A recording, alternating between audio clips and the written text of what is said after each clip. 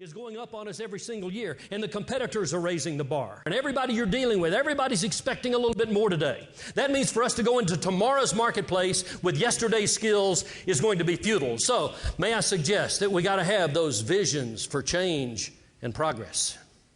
But you know, there's some people who say, change. I don't like change.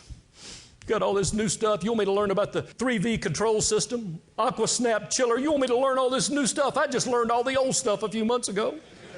Well, hey, we got to make sure we got an aggressive and positive attitude, haven't we? We got to make sure that we are embracing change, fired up about the new technology that'll take us into the future. You know, J. Paul Getty had a great line. Somebody said one time, Mr. Getty, what do you have to do to be successful? He said, it's really quite simple. He was the wealthiest man in the world at the time. He said, you only need to do 3 things. Rise early, work hard, strike oil.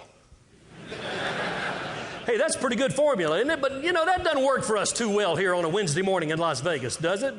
From a more practical standpoint, we've got to have a hunger for knowledge and an excitement for information. So I say, let's embrace change. Let's get all excited about change. But there's one problem. And the problem is that people have a tendency to sometimes resist change, because we all know the easiest thing to do today is the same old thing we did yesterday. Aren't we all creatures of habit? I'll give you an example, Dave. Dave, do you know with a simple change like moving your waste paper basket from the right side to the left side of your desk, do you know with a simple change like that, you will probably throw paper on the floor for 21 days.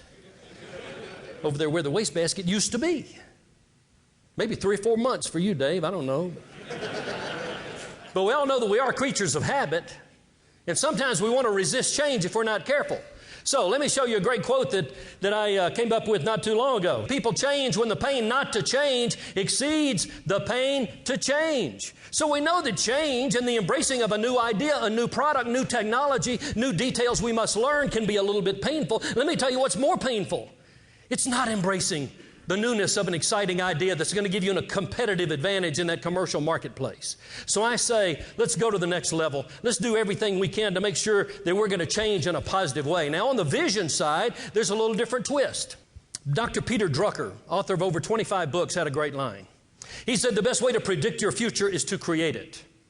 I like that. That's proactivity. That's personal motivation. You know, there's some people in my business who think it's unsophisticated to talk about motivation. Friends, I think it's more important than it's ever been. If we're going to have a vision for an exciting future, we got to be motivated to have the work ethic to make it become a reality. We got to be disciplined to go to the next level. People every now and then ask me, oh, you're a professional speaker, huh? What are you a content speaker or are you a motivational speaker? I say, yeah. You got to be both. You got to have content, but you got to get people fired up enough to use it, right? I got on an airliner not too long ago to take a trip, and I sat down next to this guy. We began to chat there on the airliner, and after a few minutes, we introduced ourselves to each other, and I said, Don Hutson. We shook hands. He said, Don Hutson, he said, are you that motivational speaker?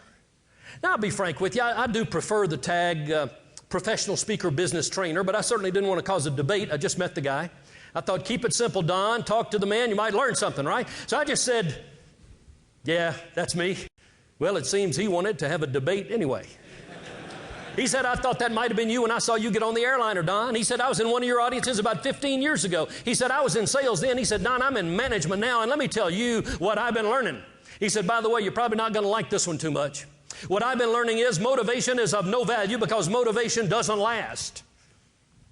I said, a bath doesn't either, but it's a good idea to take one once in a while. He said, I hadn't thought about it like that.